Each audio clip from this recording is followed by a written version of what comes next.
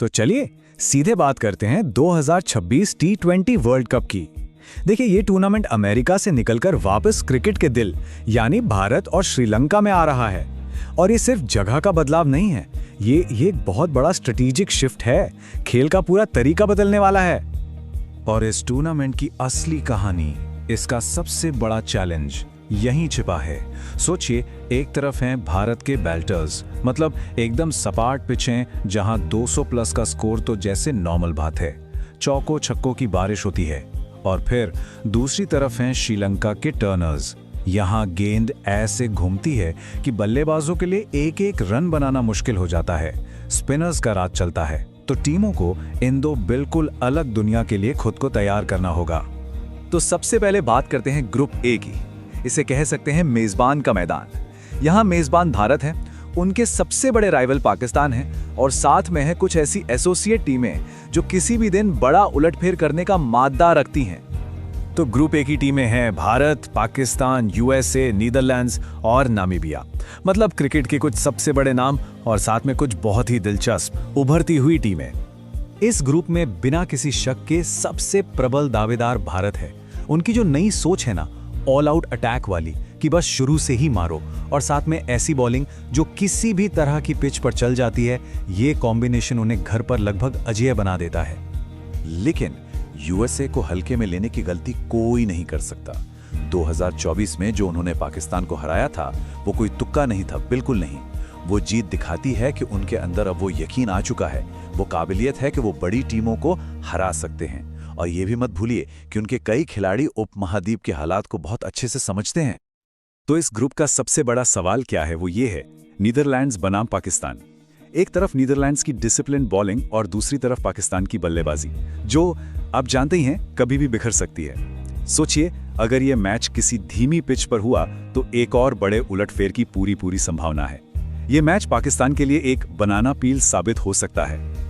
अच्छा, अब group A से आगे बढ़ते हैं ग्रुप बी की तरफ। इसे हम कह सकते हैं आइलैंड बैटल, यानी द्वीप की जंग। यहां एक ग्लोबल पावर हाउस ऑस्ट्रेलिया का सामना होगा मेजबान श्रीलंका से, जो अपने घर में खेल रही है।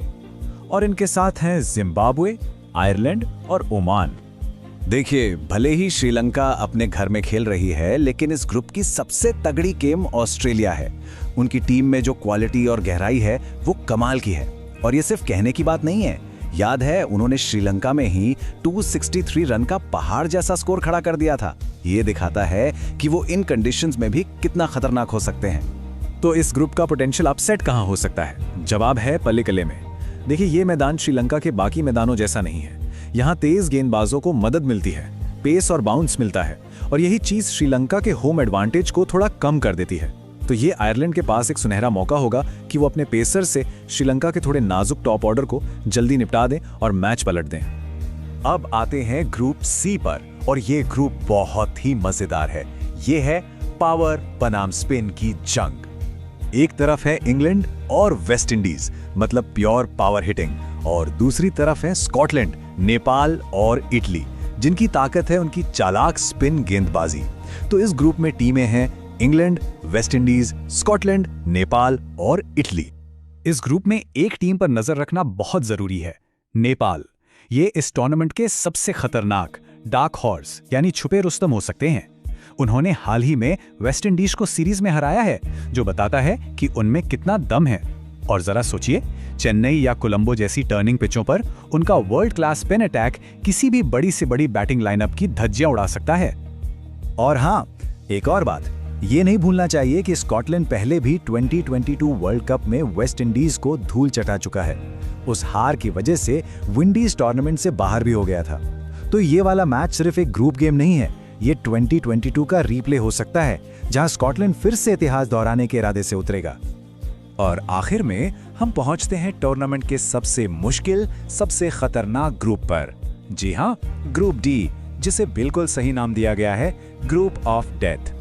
यहाँ तीन बड़ी बड़ी टीमें सिर्फ 2 स्पॉट के लिए आपस में भिड़ेंगी। और इस ग्रुप में है दक्षिण अफ्रीका, न्यूजीलैंड, अफगानिस्तान, यूएई और कनाडा। अब इस ग्रुप की जो सबसे बड़ी कहानी बन सकती है, वो है न्यूजीलैंड का बाहर होना। देखिए, उनकी टीम थोड़ी उम्र दराज है, एक ट्रांजिशन के दौर से गुजर रही है, और उनकी एक ऐतिहासिक कमजोरी रही है कलाई के स्पिनर्स के खिलाफ। और किस्मत देखिए, इसी ग्रुप में उन्हें दुनिया के कुछ बेस्ट स्पिनर्स का सामना करना है। और यहीं पर एंट्री होती है अफगानिस्तान की। अब उन्हें सिर्फ एक उलटफेर करने वाली टीम समझने की भूल मत कीजिएगा। एशियाई कंडीशंस में उनका जो स्पिन त्रिगड़ी है ना, वो उन्हें सिर्फ डार्क हॉर्स नहीं बल्कि ग्रुप जीतने का असली दावेदार बनाता है। वो किसी भी बड़ी टीम के बराबर खड़े हैं। तो आखिर में एक सवाल, अगर न्यूजीलैंड जैसी बड़ी टीम बाहर हो जाती है और अफगानिस्तान जैसी टीम सुपर 8 में पहुंचती है, तो क्या इससे फाइनल तक का रास्ता कुछ टीमों के लिए बिल्कुल साफ हो गया है? क्या टूर्नामेंट का पूरा समीकरण ही बदल गया है? इस बारे में सोचिएगा जरूर। जवाब तो खैर वक्त ही दे रहा है।